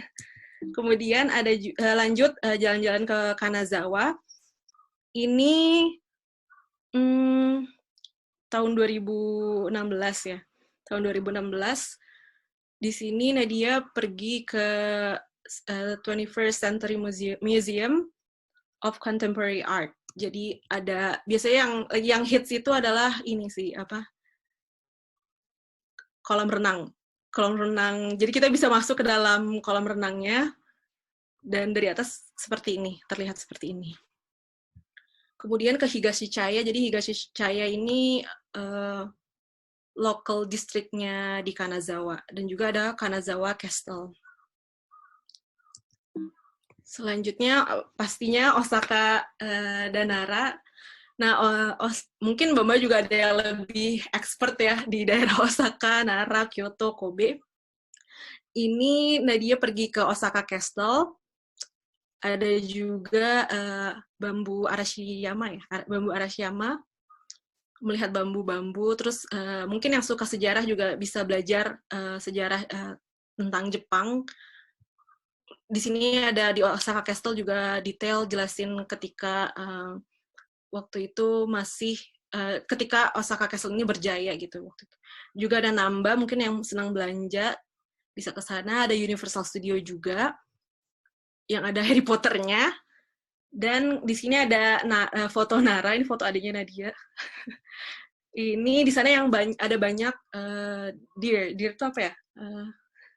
Rusa ya? Rusa kan ya? Rusa. Nah di situ seru sih, bisa ngasih makan rusa. Kijang atau rusa? Kijang ya? Apa ya? Lanjut aja. Ini Kyoto dan Kobe. Nah dia juga ke Kinkakuji. Ini mungkin yang senang historik. Kalau Kyoto itu mungkin khas dengan culture-nya ya, budaya Jepang. Ada Fushimi Inari juga. Ini Fushimi Inari, Masjid Kobe. Seneng banget rasanya kalau alhamdulillah kayak banyak spot-spot yang yang nyaman sekarang untuk halal travel, bisa sholat. Terus ada juga di stasiun Kyoto untuk sholat, prayer room-nya. Dan alhamdulillah banyak juga kalau kita mau beli oleh-oleh tuh udah ada label halalnya gitu. Jadi insya Allah sekarang lebih friendly ya untuk jalan-jalan buat muslimah. Musim panas juga terbuka bagi mereka yang senang naik gunung, mendaki. Nah, alhamdulillah Nadia ada pengalaman juga naik gunung Fuji, pertama Fuji 2016 juga. Ini sama teman-teman PMIJ. Alhamdulillah bisa merasakan naik gunung Fuji sampai puncak. Jadi jalannya itu jam 6 sore, sampai puncak itu jam 3 pagi. Jadi gelap. Jadi suasananya pas nanjak itu gelap. Dan emang butuh persiapan juga. Dan seru sih. Seru banget. Banyak pengalaman seru ketika mendaki gunung Fuji. Kemudian juga ada Suku Basang. Ini baru beberapa sebulan yang lalu, setelah selesai sidang, setelah selesai summit, Nadia sama teman mendaki ke Gunung Tsukuba. Dan so far, so good sih, alhamdulillah. Menyenangkan gitu. Kemudian lanjut, musim gugur. Ini musim yang paling Nadia suka. Pertama, pastinya Hitachi Seaside Park. Dan nggak jauh ya dari sini. Mungkin teman-teman juga banyak yang sudah pernah ke sini. Mbak-mbak semua, kakak-kakak. Nah, di sini Nadia suka karena khas si kochia ini khas banget ya. Merahnya itu Masya Allah indah banget. Ada bunga kosmos juga. Kosmo, ya kan ya kosmos. Nah, habis itu juga ada pantai. Jadi nggak jauh kan dari pantai. Jadi menurut ini lokasinya itu jadi di belakang. Jadi mungkin teman-teman yang mau ke sana juga bisa ke sisi pintu belakang. Itu Masya Allah itu indah banget juga, ada taman yang luas buat main dan melihat pantainya. Kemudian juga buat anak-anak bisa ada koengnya di sini. Dan juga yang dewasa mungkin juga bisa ada amusement park-nya di Hitachi Seaside Park. Nah, Nadia ada pengalaman juga naik sewa sepeda di sana, karena kan luas banget. Dan menurut Nadia, worth it sih untuk naik sepedanya gitu. Jalan-jalan selama di Hitachi Seaside Park. Kemudian, selanjutnya ada Karuizawa Taliesin. Ini letaknya di Nagano, tapi bukan Nagano pusat, cuman lebih dekat ke arah Tokyo gitu. Nah, ini salah satu yang worth it banget buat keluarga ya, dan mungkin buat kita juga, buat yang sudah dewasa, yang buat orang dewasa juga cocok buat ke Karuizawa Taliesin ini. Ini Nadia waktu itu ke sini, jadi satu tempat, kita nggak usah jalan-jalan ke tempat lainnya, cukup di sini itu ada banyak permainan. Mungkin buat anak-anak juga seru, ini ada perahu, ada sepeda perahu, ini seru banget buat dimainin. Terus juga anak-anak bisa main, ada golf, ada archery juga. Cuman dia belum nemu fotonya waktu itu. Ini ada naik mobil juga. Bisa, pokoknya banyak permainan di sana. Nah, ini lokasinya. Jadi di saat musim gugur, ini bagus banget ke sana. Dan nggak begitu jauh gitu. Dan mungkin buat naik mobil malah justru lebih enak kali ya, karena emang nggak begitu jauh. Di sini, maaf ini ada foto saya. Ini sebenarnya mau nunjukin di sana itu boleh ini ada bikin tenda, mendirikan tenda itu boleh di sana. Jadi kondisinya seru banget sih buat family time gitu. Terus juga di sini mau nunjukin biasanya Nadia kalau travel itu selalu pakai tas carrier, jadi lebih nyaman sih kalau Nadia daripada bawa koper gitu. Kembali lagi ke preferensi masing-masing. Ya ini bagus sih, worth it banget kalau menurut Nadia, apalagi untuk sama keluarga. Lanjut, ini Hakuba ke Nagano juga, baru tahun lalu, waktu itu pakai Go to Travel. Hakuba ini Masya Allah indah banget pas musim gugur. Kita bisa lihat, pertama ini tuh kita naik ropeway, kemudian di sana tuh di atas bisa lihat pemandangan seperti ini. Ada ayunan, ada iglo juga, rumah iglo gitu. Terus ada juga kafe di atas awan. Nah ini Masya Allah pemandangannya indah banget dan worth juga. Selanjutnya Kamikochi Nagano. Ini Masya Allah indah banget. Menurut Nadia ini paling berkesan juga karena dia sebelumnya nggak tahu tempat ini dan diajakin teman, terus Masya Allah ternyata indah sekali. Mungkin teman-teman yang mau jalan-jalan ketika kondisi udah membaik bisa ke sini. Dan kalau saran Nadia itu mungkin bisa parkir mobilnya itu, kalau yang pakai mobil bisa di stasiunnya, kemudian naik bis dan berhenti di ada satu daerah di mana kita selanjutnya jalan gitu. Jadi kita hiking tipis-tipis lah. Nah di situ kenapa Nadia saranin jalan dari Nadia lupa banget posisinya di mana. Mungkin nanti yang mau tanya bisa langsung tanya. Nah di situ kita jalan. Nah Masya Allah pemandangannya tuh indah banget. Gak jauh sih, cuma 1 jam mungkin ya jalan dan perjalanannya dan jalannya itu landai gitu, nggak menanjak. Nah ini Masya Allah bisa berhenti di sini, di spot ini, bisa ambil foto, bisa sholat juga, dan wudhu pakai air di sungai ini. Masya Allah. Makanya ini indah banget. Kayak apa ya, Swiss-nya Jepang kali ya. Masya Allah. Kemudian selanjutnya pergi ke Matsumoto. Ini Matsumoto karena hari itu tuh hari Senin ya. Nah dia tuh ada kelas pagi. Jadi perginya itu setelah kelas online, jadi agak sampai gelap ya, sampai malam. Dan alhamdulillah keburu pergi ke beberapa tempat. Ada juga Matsumoto Castle, tapi belum Nadia masukin ke sini. Dan di sini tuh Nadia pergi ke Kaiichi School. Kaiichi School ini former school di Jepang, jadi salah satu sekolah SD terlama di Jepang. Dan di situ seru banget buat belajar sejarah sekolah pertama di Jepang, salah satu sekolah pertama di Jepang. Kondisinya tuh di sana kayak benar-benar sekolah, dan kita bisa masuk ke ruangannya satu persatu dan dijelaskan, ada mulai seragam juga, ada kayak kelas seperti ini, terus foto-foto saat zaman itu, dan kemudian ada juga kayak sempoa juga ada. Jadi kenangannya tuh masih tersimpan gitu di sana. Seragam anak-anak juga ada. Dan kemudian ini Nawate Dori, untuk mungkin yang suka belanja atau yang mau jajan bisa ke Nawate Dori. Dan di sana Nadia sih saran, ada beberapa daerah di Jepang emang yang juga kita bisa sewa sepeda.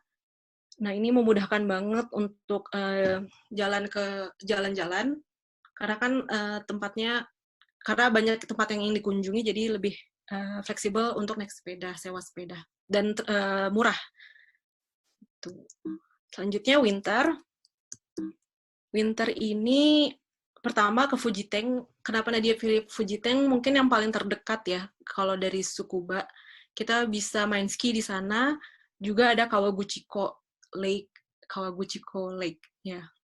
Jadi di sana juga Lake Kawaguchiko bisa duduk santai, dan di sana juga ada makanan-makanan yang boleh dimakan, dan juga ada tempat sholat yang insya Allah memudahkan kita ya untuk di sana juga ada jual makanan dan bisa sholat. Di sini bisa ski, yang suka ski atau anak-anak yang suka main seluncuran.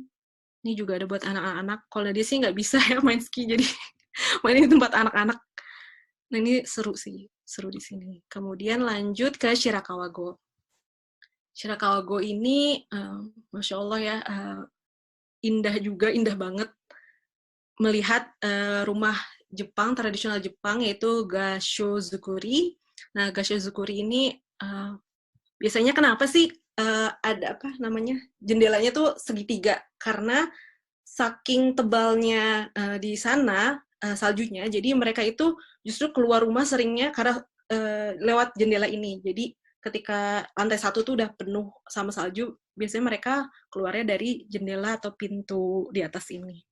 Nah ini alhamdulillah insya Allah aman buat dikonsumsi. Ada udong ya, udong dan soba ini soba.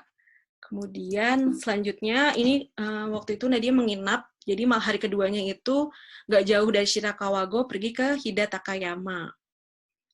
Nah ini juga ada Japanese districtnya gitu, yang kecil, rumah-rumah, toko-toko kecil. Seru sih untuk kesini merasakan budaya Jepang juga terasa banget di sini. Selanjutnya, dan dingin banget, ini pastinya dingin banget. Selanjutnya, pastinya juga kalau musim dingin itu ada Illumination. Nah, di sini 2 tempat yang Nadia rekomendasikan itu ke Roppongi Hills. Di sini tuh ada atraksi Illumination-nya, dan indah banget sih menurut Nadia. Dan cantik. Di yang kedua juga ada Yomiuri-land. Yomiuri-land ini sebenarnya amusement park, tapi kalau winter biasanya mereka ada illumination gitu, menyediakan atraksi juga di malam hari. Cantik banget, indah. Nah, selanjutnya yang terakhir ada Spring. Spring ini Nadia pergi ke Hokkaido. Sebenarnya bukan pas peak springnya sih, cuman sekitar bulan Mei awal ya. Mei awal ke Hokkaido. Ini salah satu kota, Sapporo itu salah satu kota yang Nadia suka. Karena di Hokkaido juga kita belajar kultur baru, yaitu di mana kondisinya banyak budaya asing yang masuk gitu. Karena bisa dilihat di sini ada kayak bangunan-bangunan Eropa tuh banyak. Kemudian makanan-makanannya juga enak banget. Apalagi kan Hokkaido terkenal dengan peternakannya. Jadi kayak daging sapinya tuh enak, terus seafoodnya juga enak. Karena dia pulau ya, jadi juga mereka juga menyediakan banyak seafood. Kemudian susunya juga enak banget, susu Hokkaido. Ice creamnya, kejunya itu, coklatnya itu enak banget. Kemudian di sini, ini kota Sapporo-nya. Nah, di sini Nadia pergi ke Okurayama Ski Jump Stadium. Mungkin ada yang bertanya-tanya, kenapa sih ke ski jump gitu, stadium gitu. Ini salah satu, pelajaran juga sih buat Nadia sama keluarga juga suka nonton ini ski jump yang di Jepang. Jadi itu khas juga ketika winter, ski jump di Jepang itu cukup terkenal. Nah, mereka itu salah satunya paling terbesar ada di Sapporo. Kemudian pergi juga ke former Hokkaido Government Office. Nah, di sini tuh seru banget belajar sejarah. Kalau dia senang karena juga menceritakan, jadi kan letak Hokkaido itu ada di atas ya, di utara. Dan dia itu dekat dengan Rusia. Jadi ada beberapa daerah di Hokkaido yang menjadi perebutan antara Jepang dan Rusia. Nah, di situ dijelaskan bagaimana kondisi saat itu, bagaimana pemerintahan Jepang mengatasi masalah tersebut, dan juga banyak diceritakan pengalaman orang-orang yang menikah beda ras ya. Jadi banyak orang Hokkaido juga yang ada ras dari Rusia gitu. Jadi agak bule gitu juga banyak di Hokkaido. juga ke Sapporo TV Tower. Ini ke taman aja sih, jadi nggak bayar juga, nggak naik juga. Dan ada Shiroi Koibito Park. Jadi sebenarnya ini chocolate factory. Nah di sana itu dijelaskan gitu bagaimana pembuatan coklat di Hokkaido. Ini seru sih dan tamannya luas. Jadi ini orang asli, teman-teman mungkin bisa lihat pembuatan cookies di sana. Ini seru juga sih untuk dikunjungi. Selanjutnya ke Obihiro dan Noboribetsu. Di sini yang suka bawa anak atau enggak sama keluarga itu cocok banget sih ke Obihiro. Obihiro ini ada kayak apa ya?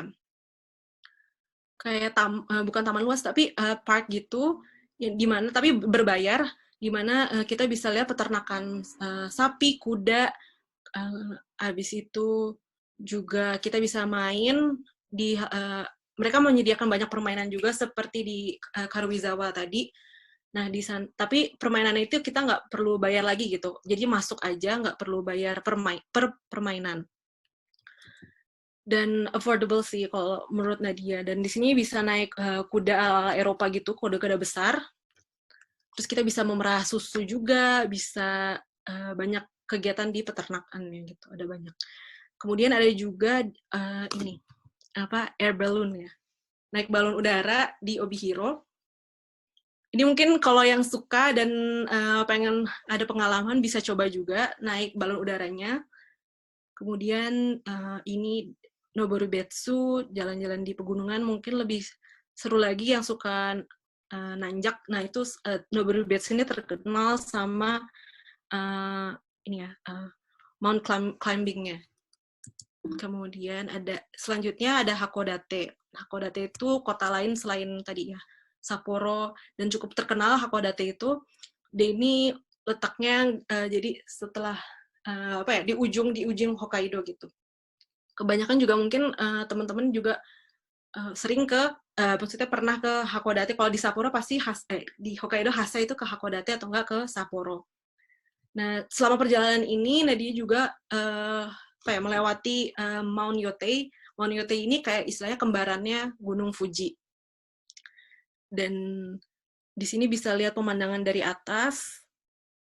Ini kota Hakodate. Kemudian ada Akarenga dan banyak spot-spot atau enggak bangunan yang Eropa gitu. Oke. Nah, ini terakhir. Ini nggak jauh di Tokyo dan di Tsukuba. Ini spot atau lokasi yang bagus sih menurut Nadia untuk di musim semi. Ada Chidori-ga-Fuji. Kayaknya fotonya Mbak Tias, fotonya di Chidori-ga-Fuji ya Mbak. Nah ini bagus banget. Menurut Nadia ini spot yang bagus untuk main di boat ini di kapal sama teman-teman, sama keluarga juga seru. Terus juga ada Meguro-gawa. Nah, Meguro-gawa ini juga bagus, cantik, Masya Allah. Ada juga Nezu Shrine yang nggak jauh. Dan ini pusatnya di kota Tokyo. Ada juga di daerah Kawagoe. Ada sungai dan ada perahu yang bisa kita naiki di sungai ini. Terus juga dia pernah juga ke Hamarikyu Garden. Di sini punya bunga kuningnya tuh terhampar luas, Masya Allah, indah banget.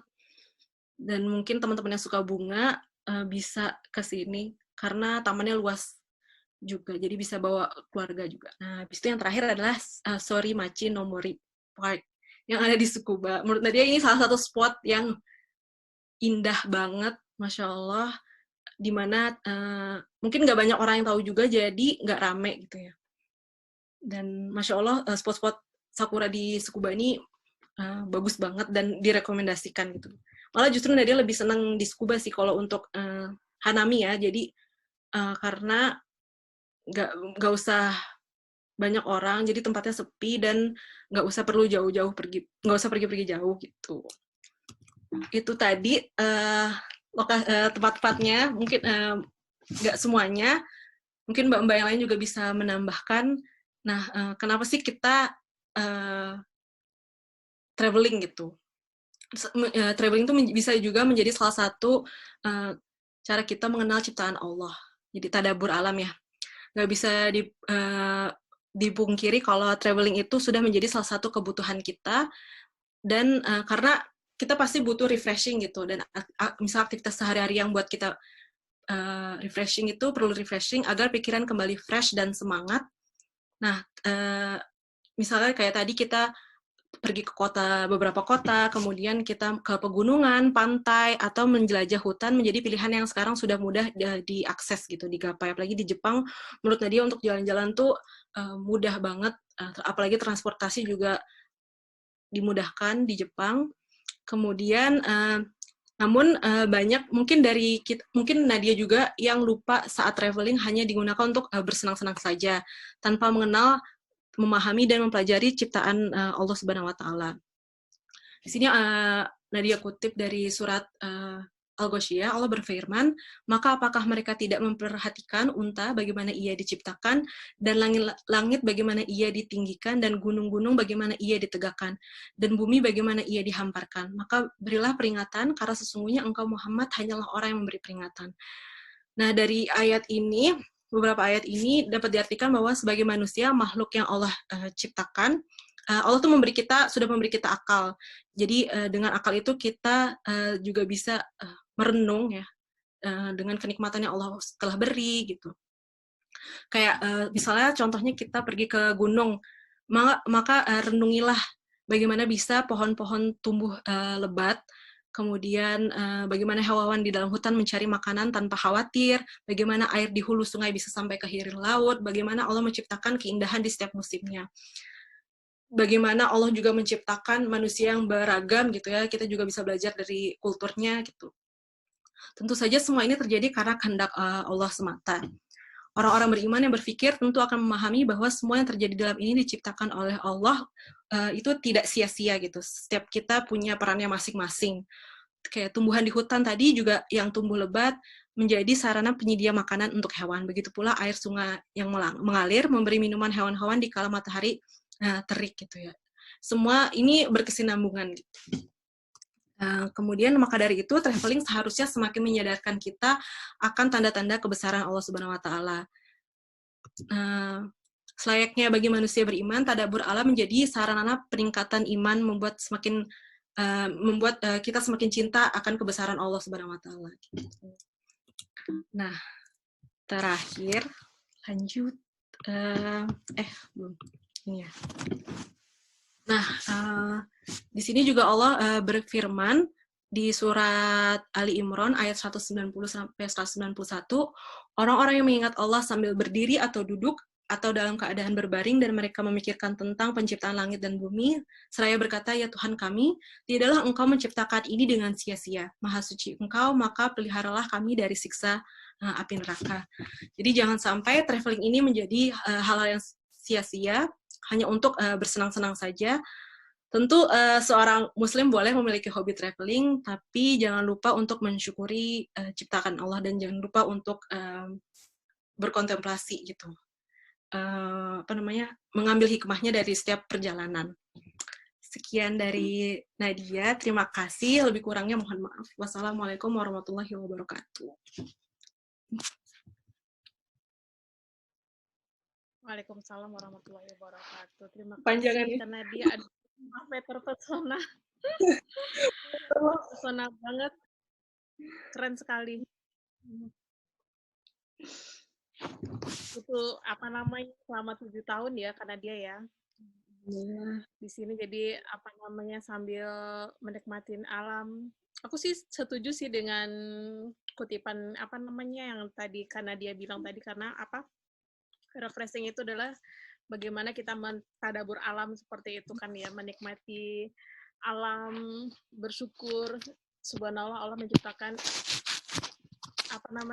alam yang begitu indah seperti itu. Mungkin ada pertanyaan dari teman-teman. Saya mau nanya, Mbak. Mbak Derin boleh silakan. Ya, Assalamualaikum warahmatullahi wabarakatuh. Waalaikumsalam warahmatullahi wabarakatuh. Masya Allah, keren-keren banget foto-fotonya Mbak Nadia. Sampai aku screenshot satu-satu loh buat dimasukin ke list. Semoga nanti ada rezeki juga bisa jalan-jalan. Amin. Ini Mbak, aku mau nanya. Kan ini lagi masuk musim panas ya. Nah, kalau misalkan mau jalan-jalan kan, sementara sinar UV di luar itu tinggi banget tuh. Kan maksimum 11, tapi aku lihat di forecast weather itu sampai 10 tuh di sini. Berarti kan udah hampir mencapai maksimum. Ada nggak tips dari Mbak Nadia sendiri kalau mau jalan-jalan di musim panas tuh kita harus pakai produk skincare apa buat merek apa yang SPF-nya tinggi gitu. Makasih. Langsung jawab aja ya. Ini. Kamu jawab aja. Terima kasih Mbak Dewi untuk pertanyaannya. Justru dia tuh orangnya agak males skincarean, maksudnya nggak telaten gitu. Cuman kalau skincare untuk sunscreen itu wajib sih ya. Kalau Nadia pakai Biore ya, iya pakai Biore. Nivea juga oke, sebenarnya oke-oke aja sih Mbak. Tapi kalau untuk musim panas, kalau saran Nadia mungkin nggak usah jalan-jalan yang jauh-jauh banget. Mungkin di sekitaran Kota Tokyo kali ya itu juga cukup, karena pernah traveling pas yang musim panas itu sebenarnya, dan itu masih bulan Juni sih, jadi masih aman. Cuman panasnya emang Masya Allah panas banget ya. Tapi kembali lagi sih ke preferensi masing-masing. Cuman kalau Nadia mungkin nggak usah yang jauh-jauh, dan skincare pakai sunscreen aja sih kalau Nadia itu. Jadi itu ya pakai yang Biore tadi sama Nivea ya? Itu SPF-nya tinggi. Yang mana? Ya pakai itu aja sih Biore itu insyaallah SPF-nya 50 ya, bentar. Sebentar. Oh, 50 ya? 50 atau iya 50. Ini Mbak, pakai yang Biore. Oke. Berarti cukup tinggi ya? Iya cukup tinggi sih. Biasanya pakai itu kalau musim panas. Oh iya. Makasih Mbak Nadia. Halo Mbak.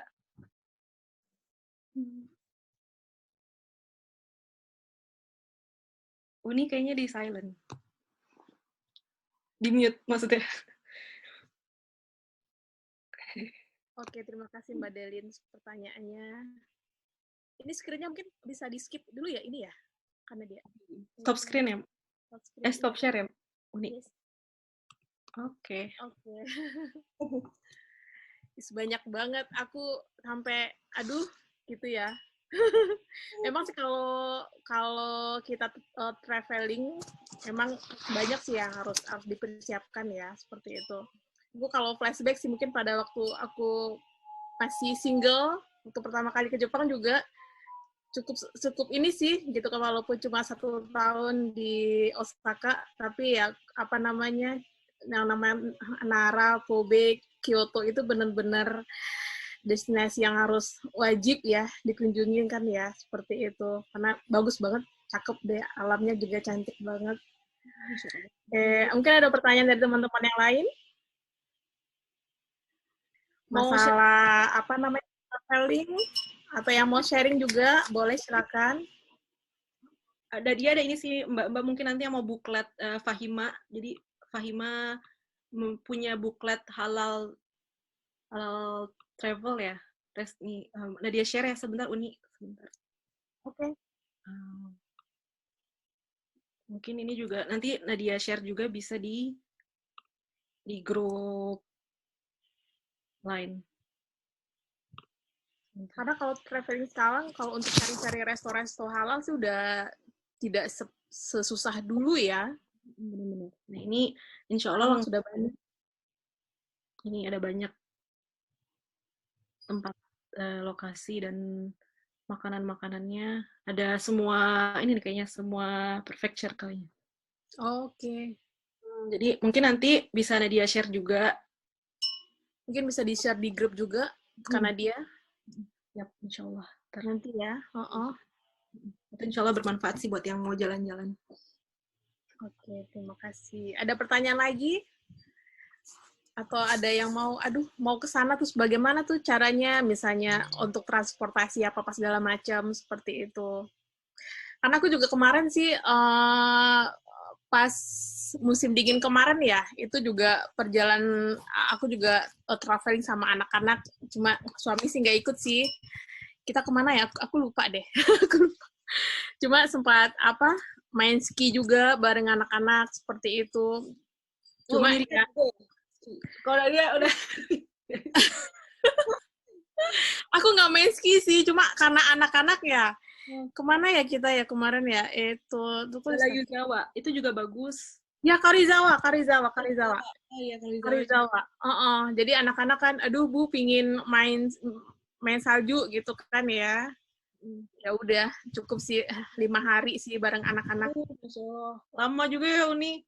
Enggak, pada waktu itu sih nggak terlalu ramai sih, mungkin karena masih pandemi ya. Pandemi jadi nggak terlalu ramai seperti itu. Jadi anak-anak bisa main puas banget seperti itu. Cuma itu tadi yang kayak Mbak Nadia share tadi gitu kan ya, misal kalau kita mau pergi traveling apa-apa aja nih harus diperhatiin gitu kan ya, seperti itu. Kalau bagi aku sih pertama kali sih budget sih.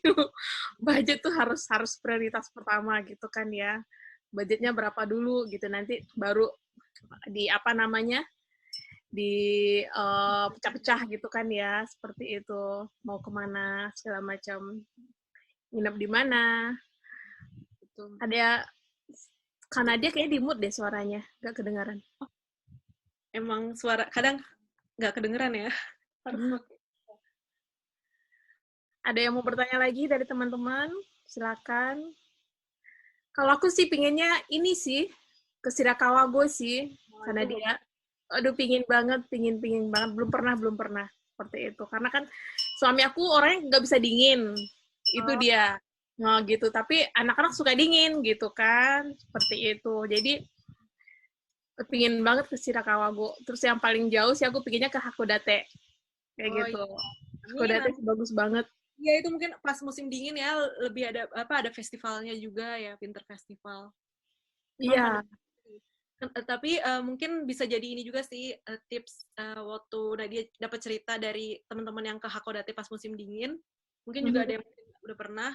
Itu emang nggak bisa ke banyak tempat gitu karena kan lagi musim dingin dan ada yang udah tutup atau enggak kayak penuh dengan salju gitu, Uni. Iya. Jadi makanya kemarin perginya itu saat musim semi ya, karena pengen ke beberapa tempat gitu.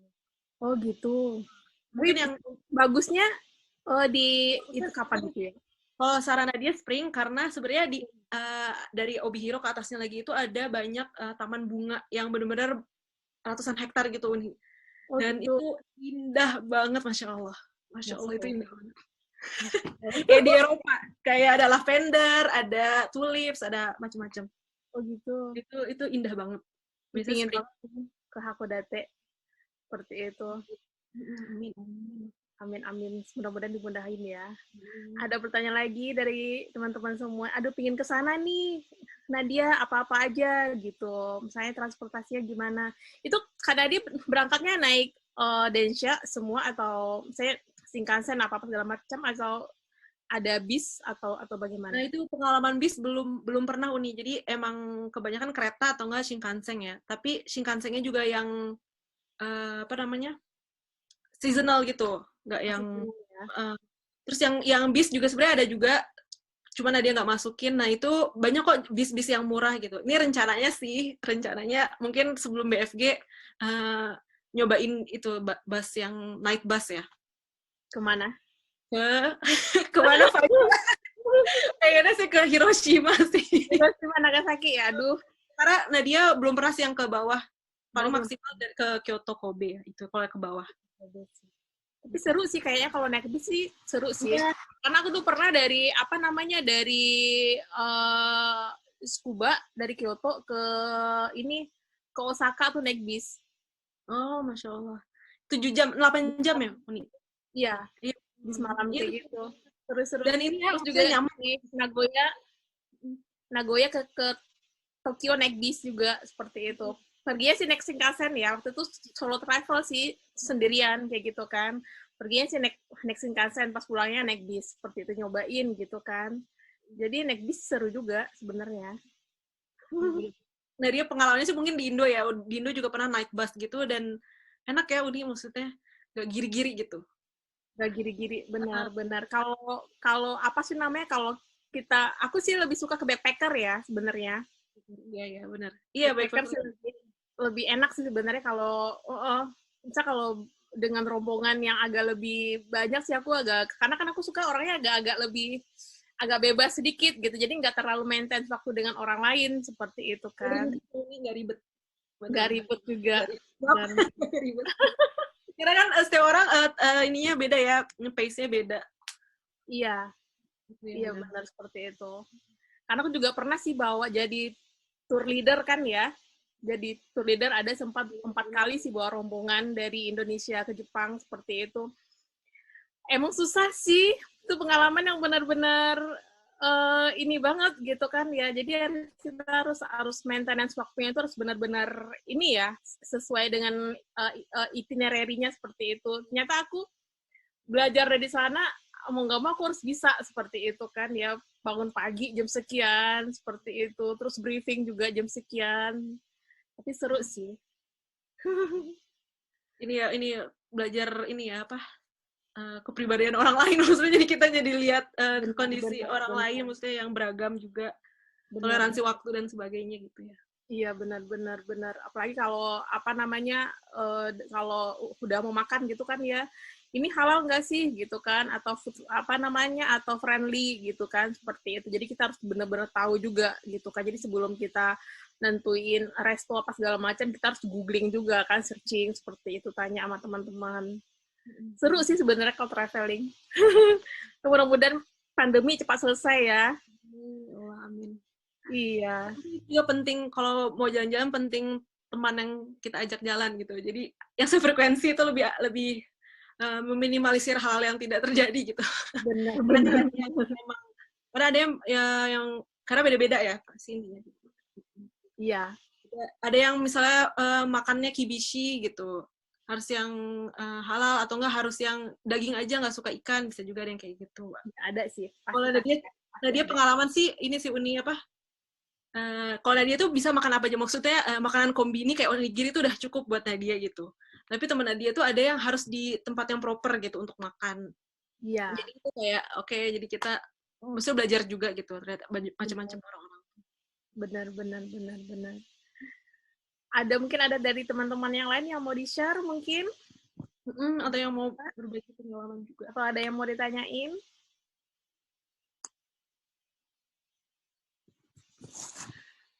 Kangen juga ya pergi ke Tokyo, Tokyo bukan Tokyo, Osaka gitu kan ya. Kangen banget. Ke apa sih namanya tadi? Ke Arashiyama, apa-apa segala macam gitu kan.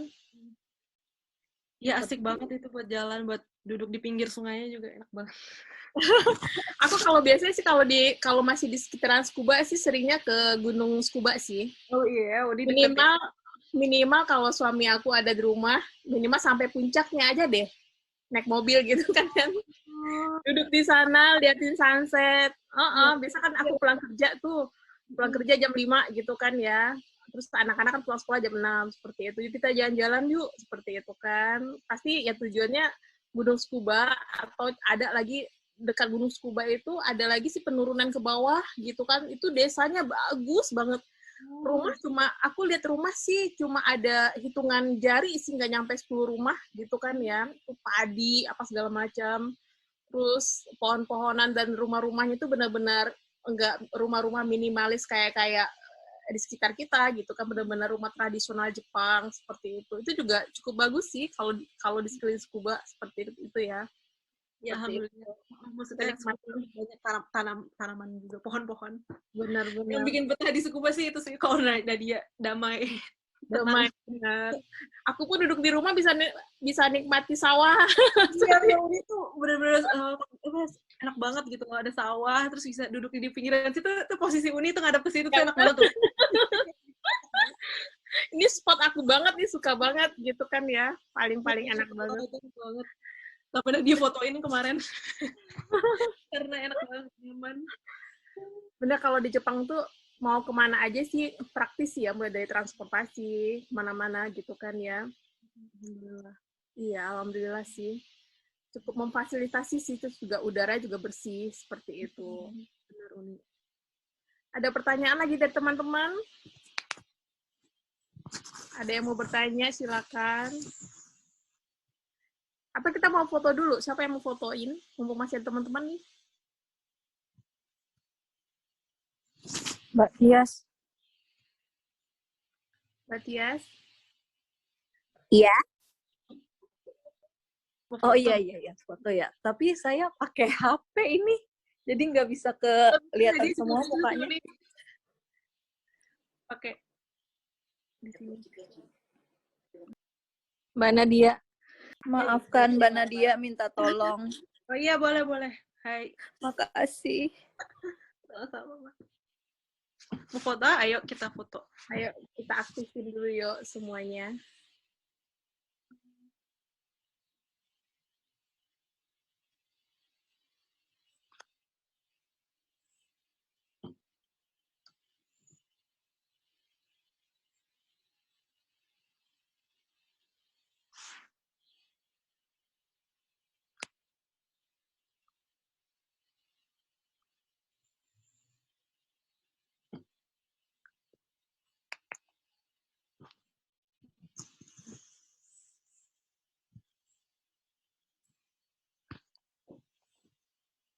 Udah?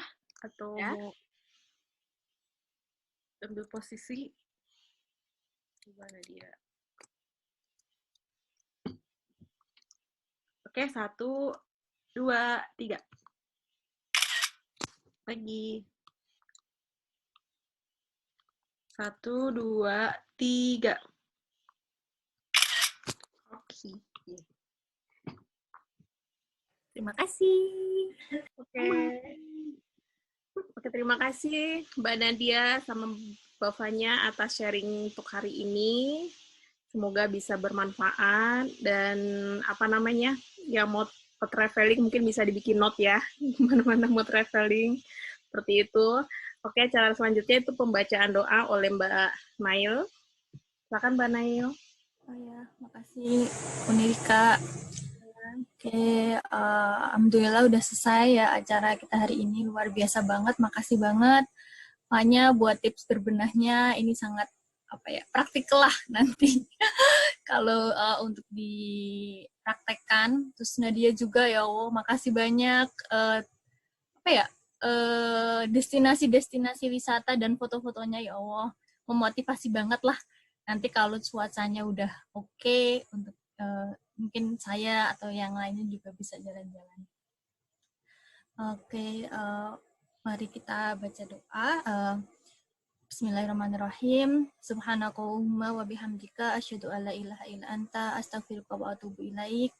Ya Allah, Tuhan yang Maha Penyayang, hanya rahmat dan kasih sayang-Mu lah sehingga segala aktivitas kami hari ini berjalan dengan lancar. Hari ini ya Allah, kami berkumpul memanjatkan puji syukur kepadamu sekaligus menutup kegiatan kami. Ya Allah, berkahilah segala aktivitas kami hari ini dan jadikanlah sebagai amal ibadah di sisi-Mu. Ya Allah, tetapkanlah rahmat dan kasih sayang-Mu kepada kami dan jadikanlah pertemuan ini sebagai pertemuan yang Engkau ridhoi. Amin. Allahumma la sahla illa ma ja'altahu sahlah. Ya Allah, mudahkanlah segala urusan kami, karena tidak ada yang mudah kecuali Engkau jadikan mudah. Allahumma ftaha alaina abwabal khair wa abwabal barakah wa abwabal nikmah wa abwabal rizq wa abwabal quwwah wa abwabal siha wa abwabal salamah wa birahmatika ya arhamar rahimin. Ya Allah, bukakanlah atas kami pintu kebajikan, pintu berkah, pintu rahmah, pintu kekuatan, pintu rizki, pintu kesehatan, pintu keselamatan. Karena hanya Engkaulah yang Maha Pengasih dan Maha Penyayang. Allahumma inna a'udzubika minal ham wal husni wa a'udzubika minal ajazi wal kasal.